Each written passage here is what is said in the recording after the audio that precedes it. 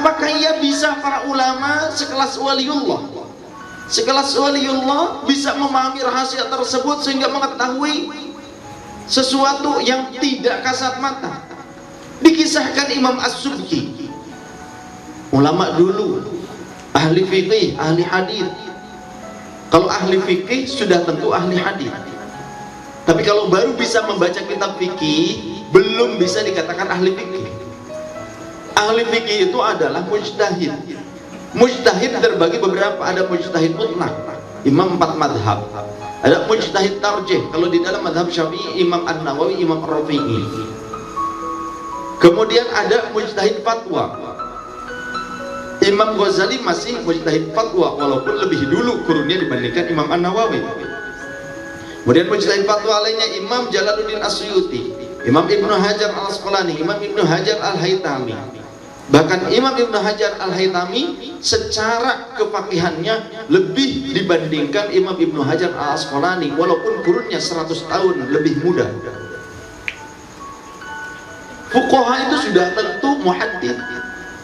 Maka jangan anggap ahli-ahli fikih itu orang yang tidak paham hadis. Kalau baru baca kitab hadis, baru baca kitab fikih, belum dikatakan hadis, belum dikatakan fuqaha. Karena muhaddits itu siapa?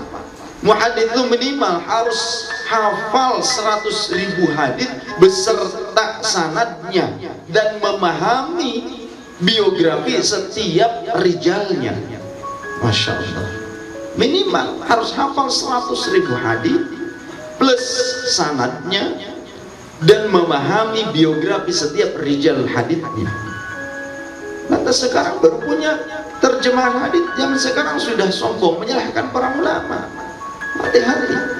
Imam As-Subki pada masa itu penetapan waktu sholat belum seperti sekarang menggunakan jam. Pada saat itu penetapan waktu sholat senantiasa menggunakan tombak. Untuk mengetahuinya adalah dengan cara melihat pergerakan matahari, di mana matahari membentuk bayang-bayang tongkat tersebut.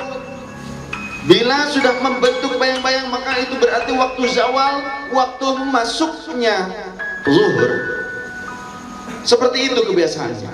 Tapi Imam As-Subki senantiasa selalu berada di dalam masjid. Imam As-Subki senantiasa berada di dalam masjid saja. Tiba-tiba, ayo adzan, kata Imam As-Subki. Sedangkan para ulama yang lain senantiasa menggunakan tombak. Tapi Imam As-Subki di masjid, di dalam masjid.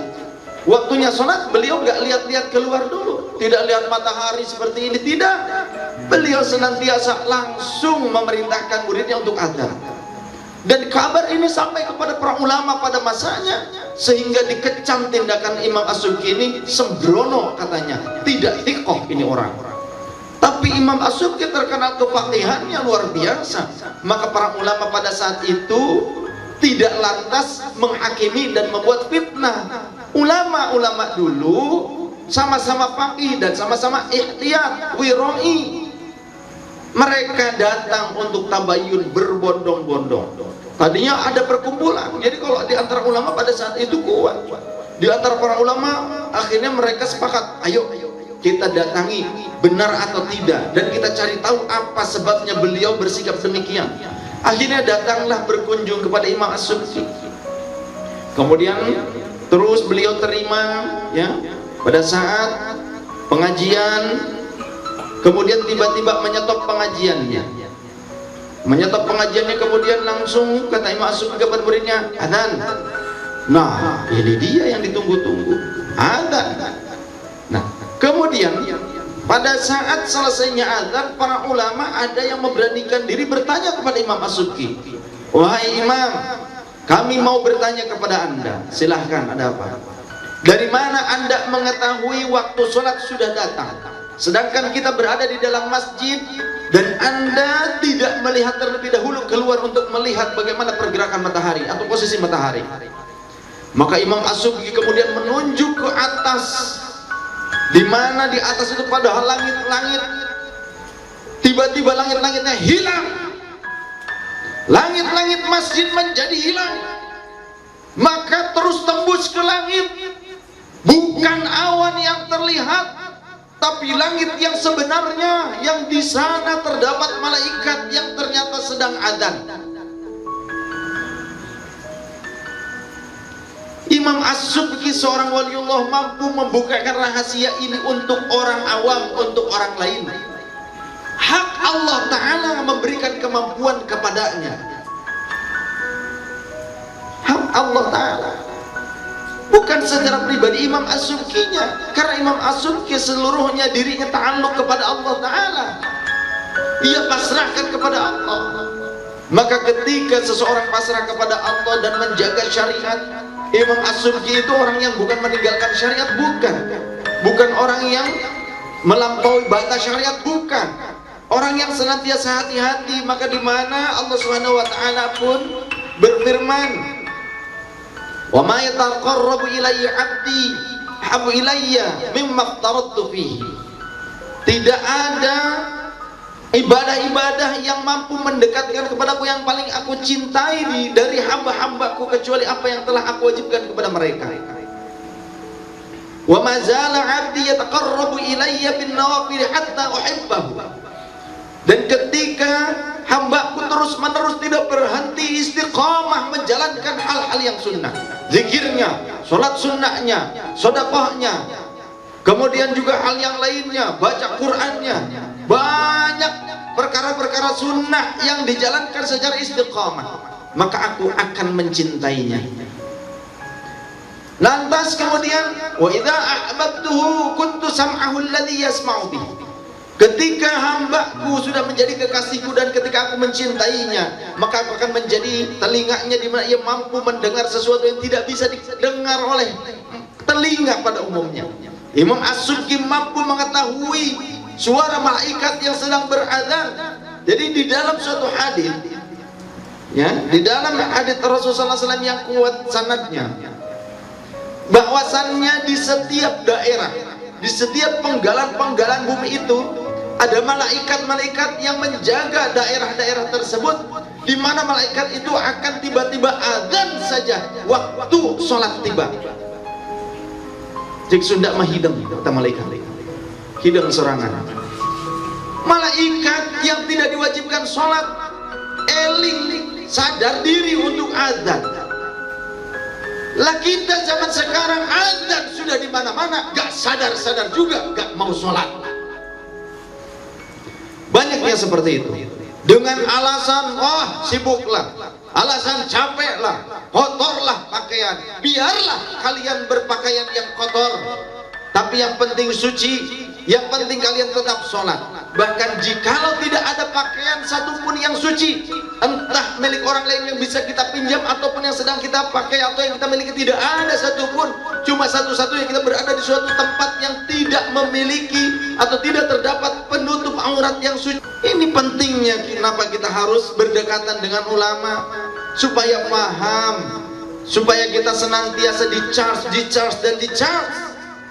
untuk senantiasa mendapatkan hikmah, rahasia-rahasia dari Allah Subhanahu wa taala melalui lisan-lisan mereka. Barangkali di antara kita, di antara para guru kita, ada yang telah mendapatkan hikmah-hikmah tersebut. Barangkali di antara guru-guru kita ada yang sudah diangkat oleh Allah menjadi aulianya, kita tidak tahu. Wallahu a'lam. Maka kemudian kata Allah pun, wa basarahu alladhi yabsuru bihi yubsiru. Aku pun akan menjadi matanya di mana ia mampu memandang sesuatu yang tidak kasat mata. Masya Allah. Imam As-Subki mampu melihat langit, di mana di langit tersebut terdapat malaikat, terlihat olehnya. Atap langit masjid itu sudah tidak terlihat lagi, ngeblong semuanya. Bahkan bisa hikmah ini ditempelkan kepada orang lain, dibuka kalbu orang lain, batin orang lain dengan hak Allah yang Allah berikan kepada wali tersebut. Bisa. Maka beruntunglah ketika kita memiliki seorang guru atau beberapa guru yang mereka adalah orang-orang yang soleh, yang alim, yang faqih, dan juga orang-orang yang dekat dengan Allah, yang mereka bersifat memiliki sifat-sifat kekasih Allah. penuh dengan kehati-hatian, wirai apik, kemudian juga senantiasa menjaga syariat, kemudian ibadahnya luar biasa terjaga, konsisten, istiqamah, jujur, tidak pandai berbohong, kemudian juga ikhlas, mukhlis. Bersyukur kalau kita punya guru-guru seperti itu. Kita punya mursyid kita Maulana Syekh Hisham Al-Qabbani, kita punya mursyid lagi yang lainnya Maulana Syekh Nazim Al-Haqqani, guru dari Maulana Syekh Hisham. Ada guru-guru kita yang lainnya Habib Muhammad Lutfi dan yang lain sebagainya, Syekh Abdullah Qasim, Syekh Ahmad Saibul Waqt Tajul Arifin, para ulama-ulama yang telah mendapatkan kedekatan diri dengan Allah Subhanahu wa taala. Maka kata Allah, wa yadahu allati yabtishu biha, aku akan menjadi tangannya di mana ia mampu meraih sesuatu yang jauh dengan seolah-olah dekat. Seperti Sayyid Ahmad Zakaria bin Muhammad Syarif Wa'anawi, ketika muridnya meminjam kitab kepadanya, ya Syekh, apakah engkau memiliki kitab ini? Ya. Tiba-tiba langsung ambil seperti ini, padahal tidak ada kitab, di luaran ngobrol seperti ini, nggak ada kitab, tidak terlihat, tiba-tiba langsung ambil begini, terus ada saja kitab begitu. Kemudian kata Allah, warijlahul lati yamshi biha, aku pun akan menjadi kakinya di mana ia mampu melangkah pada tempat yang jauh dengan cepat. Bisa. Seperti Sayyid Ahmad Zakaria, di mana kalau beres ngaji sering kali beliau mengajak santrinya, yuk pegangan saya, merem, kemudian melek sudah ada di tempat yang sangat jauh. Insya Allah saya pun bisa mengajak Anda, pegangan dengan saya, melek, Anda sudah berada di tempat yang jauh. Karena ada Pajero, saya ajak naik Pajero, merem tidur dalam mobil. Gitu kan? Bisa saya juga. Ayo pegangan, merem tidur.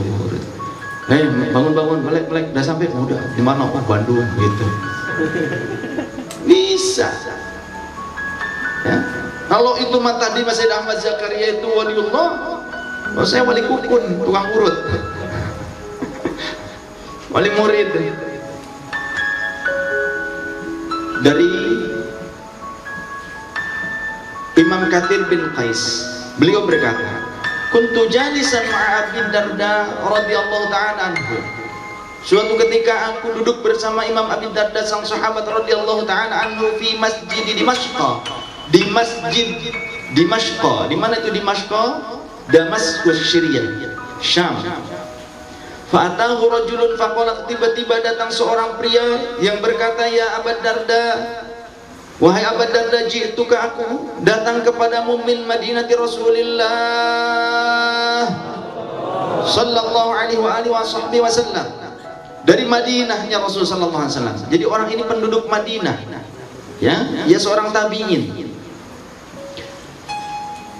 Untuk apa datang ke Dimashq dari Madinah jauh-jauh? Fi haditsin balaghani annaka haddatsahu an Rasulillah sallallahu alaihi wasallam, dengan tujuan untuk mendapatkan suatu hadis yang hadis itu sampai kepadaku beritanya bahwasannya engkau lah yang meriwayatkan hadis tersebut dari Rasulullah sallallahu alaihi wasallam. Faqala, maka kemudian Imam Ad-Darda bertanya, ma ji'ta li tijaratin, apakah kamu datang kepadaku ini bukan karena berdagang? Wala li hajatin, dan apakah bukan pula karena suatu kebutuhan yang lain selain ingin belajar? Wala ji'ta illa li hadza? Ayo, jujur kamu, apakah benar kamu datang kemari hanya dengan tujuan untuk mencari ilmu, untuk mendapatkan riwayat hadis ini? Qala, maka laki tersebut menjawab, ma ji'tu illa li hadza, tidak ada yang lain, kedatanganku hanya aku tujukan untuk mendapatkan ilmu. Qala, maka kemudian Imam Ad-Darda berkata, inni sami'tu Rasulullah sallallahu alaihi wasallam yaqul, sungguhnya aku mendengar baginda Rasul sallallahu alaihi wasallam, beliau bersabda, man salaka tariqan, siapa orang yang berjalan melalui suatu jalan, yatlubu bihi ilman, yang dengannya ia ingin mendapatkan ilmu dengan tujuan untuk mendapatkan ilmu, sahalallahu lahu tariqan min turqil jannah, maka Allah akan memudahkan baginya jalan-jalan menuju surganya Allah. Jadi thalabul ilmi merupakan tiket menuju surganya Allah. Wa innal malaikata, dan sungguhnya para malaikat, la tadau ajnihataha li talibil ilmi, sesungguhnya para malaikat itu akan menghamparkan sayap-sayap mereka bagi orang-orang yang mencari ilmu bihi, pada jalanan-jalanan yang dimana li talibil ilmi ridwan bima yasna'u, karena ridho terhadap apa yang dilakukan oleh si pencari ilmu. Wa innal alima, begitu pula orang yang alim, yastaghfiru lahu kullu man fis samawati wa man fil ard. Orang-orang yang alim, guru-guru kita, para ulama, para asatid, orang-orang yang soleh, yang berilmu, yang mengajarkan ilmunya, mengamalkan ilmunya pula, bukan hanya mengamalkan, bukan hanya mengajarkan, mohon maaf. Karena kalau orang mengajarkan saja tanpa bisa mengamalkannya, maka Allah sudah menyatakan di dalam Al-Quran, kabura maqtan indallahi an taqulu ma la ta'lamun, besar sekali keburukan Allah terhadap orang yang hanya mampu berkata tapi tidak mampu mengamalkannya. Maka doakan saya, mudah-mudahan saya dan kita semua Allah berikan kemampuan, selain berdakwah, menyampaikan risalah yang mulia ini, yang suci ini, Allah berikan kemampuan bagi kita untuk mengamalkannya dan kuat untuk tetap teguh istiqamah memegang kebenaran syariat ini, tidak mudah tergoyahkan oleh dunia. Orang-orang yang alim, maka mereka akan dimintakan ampunan oleh seluruh makhluk Allah yang ada di langit dan yang ada di bumi. Wal hitanu fi jawfil ma, bahkan ikan-ikan yang ada di kedalaman laut yang luar biasa dalamnya pun mereka senantiasa akan memintakan ampunan bagi orang-orang yang alim. Inilah kemuliaan mereka, tanda-tanda kasih sayang Allah kepada orang-orang yang alim. Maka kalau ikan-ikan saja memuliakan mereka, lantas bagaimana mungkin kita yang sangat membutuhkan ilmu, sangat membutuhkan pengajaran mereka itu, kita tidak bisa memuliakan mereka? Kan aneh sekali kalau ikan-ikan saja memuliakan mereka, para ulama, lantas kenapa kita yang manusia, bahkan mungkin kita bertetangga dengan ulama, kita tidak bisa memuliakan mereka, kita tidak bisa mensyukuri nikmat Allah di mana Allah mengirimkan mereka bagi kita? Berarti orang-orang tersebut adalah orang-orang yang kufur nikmat. Hati-hati. Ketika kita tidak bisa memuliakan para ulamanya Allah, berarti kita kufur nikmat. Lebih baik ikan daripada kita, berarti kalau begitu. Lebih mulia ikan. Karena orang yang memuliakan orang yang mulia menurut Allah, maka Allah pun akan memuliakannya. Di mana Imam Yahya bin Mu'adz al-Razi juga pernah berdoa, ya Allah, jika aku tidak pantas menjadi kekasihmu, maka izinkan aku untuk mencintai kekasihmu. Maka kemudian datanglah Rasulullah SAW dalam mimpinya bersama malaikat. Bahkan di dalam riwayat yang lain, malaikat datang, Hatib suara tanpa rupa datang, wahai Yahya bin Mu'adz, sesungguhnya Allah telah menetapkan saat ini pula, menyuruhku mencatat namamu di deretan para kekasihnya Allah sebelum aku catat nama-nama wali yang lainnya. Masya Allah. Imam Yahya bin Mu'adz karena mencintai waliullah, karena mencintai para gurunya, mencintai para ulama yang soleh, yang wiroi, yang apik, orang-orang yang takwa, para aulia Allah dicintai oleh beliau. Karena beliau merasa belum pantas kalau menjadi seorang wali Allah. Apa yang menjadi dasar aku bisa menjadi wali Allah? Merasa dirinya tidak pantas, padahal ya beliau orang yang luar biasa solehnya. Sampai berdoa seperti itu, ya Rabb, nangis beliau, jika aku tidak pantas menjadi kekasihmu karena dosa-dosa yang aku miliki, karena memang makomku belum sampai, belum pantas untuk menjadi kekasihmu, jauh ya Rabb, izinkan aku mencintai kekasihmu, mencintai Rasul, mencintai para aulia. Datang hati, Masya Allah, wahai Yahya bin Mu'adz, sungguhnya aku diperintahkan Allah untuk mencatat namamu dari deretan para walinya Allah sebelum aku mencatat nama-nama mereka. Masya Allah, subhanallah. Karena cinta, karena kata Rasul juga, yuhsyarul mar'u ma'aman rahab, seseorang yang dikumpulkan dengan kekasihnya. Kalau mencintai, tentu juga akan mengikuti keinginan sang kekasih atau jalan sang kekasih. Tidak mungkin benar pengakuan cinta tapi ternyata kita berkhianat. Cinta nggak kira-kira kalau berkhianat? Contoh, kita mencintai istri kita atau sang wanita mencintai suaminya. Oh, saya cinta kamu, tapi ternyata tidak mengikuti aturannya, tidak mengikuti keinginannya, tidak mengikuti keridhoannya, malah justru melakukan sesuatu yang dibencinya. Apakah itu disebut cinta? Tidak. Contoh, justru bilang cinta tapi ternyata malah mencari orang lain. Apakah itu cinta? Nah, seperti itu kurang lebih. Maka cinta kita kepada Allah, ikuti syariat Allah. Cinta kita kepada Rasul, ikuti ajaran Rasul. Cinta kita kepada ulama, ikuti ajaran-ajaran pewaris para nabi. Lantas kenapa banyak di antara umat ini menjauhi mereka? Kita tahu para nabi itu mustajab doanya, maka ulama pun mendapatkan warisan mustajab doa para nabi dan Rasul. Mungkin kita hanya akan mengambil bagian ininya saja, kita akan datang kepada mereka minta doanya saja, setelah doa diijabah sudah pergi lagi, tidak mau ngaji. Apakah seperti itu? Salah juga. Karena sesungguhnya wa innal anbiya lam yuwarithu dirhaman wala dinaran wa inna ma warathul ilma faman akhadahu faqad akhadha bihadhin wafirin. Karena sungguhnya para nabi dan rasul itu tidak mewariskan dinar, dirham, kekayaan, tidak mewariskan dunia, tapi mereka mewariskan ilmu. Dan siapa yang mengambil ilmu berarti dia mengambil bagian yang sangat agung. Tetaplah kita muliakan ulama, sayangi ulama. Jika ulama itu adalah perisai, jika mereka para aulia itu adalah perisai bagi kita, apakah lantas kita akan membiarkan perisai itu hilang pada saatnya? Kita akan bersedih ketika kehilangan mereka. Pada saatnya tiba ketika mereka sudah Allah ambil, rasakanlah kehilangan suatu hal yang sangat berarti dalam hidup kita. Sehingga kata Rasul, man lam yahzan bi mautil ulama fahuwa munafiqun. Siapa orang yang tidak merasa sedih dengan wafatnya ulama, maka dia adalah orang yang munafik.